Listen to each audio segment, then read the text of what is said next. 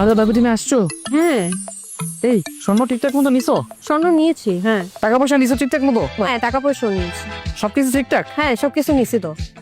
আচ্ছা ঠিক আছে, তাহলে চলো। না দাঁড়াও, কোথায় যাবো?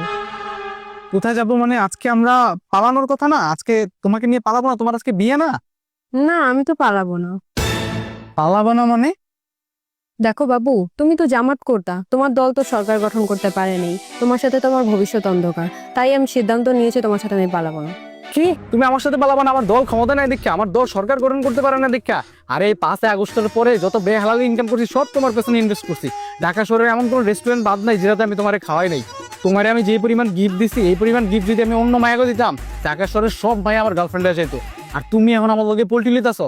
আরে নির্বাচনের আগের দিন পর্যন্ত তোমার মুখ থেকে শাপলা খুলি আর দাড়িপাল্লা নামানোই যাইতেছিল না।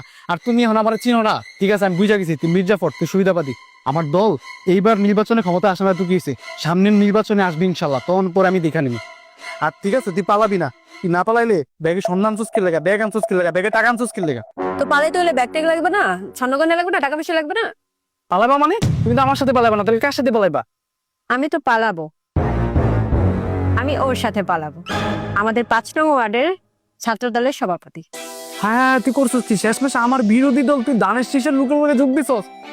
আরে তুই শাপলা কুলিয়ার দাড়ি পাল্লার গান দিয়ে কত রিচ বানাইছস, বিলিয়ন বিলিয়ন ভিউ কামাইছস, আর তুই পোল্ট্রি মাইটা দিবি, তাও আমার বিরোধী দলের লোকের মধ্যে গেছো।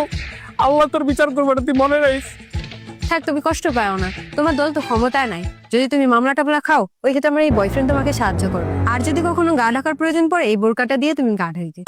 চলো।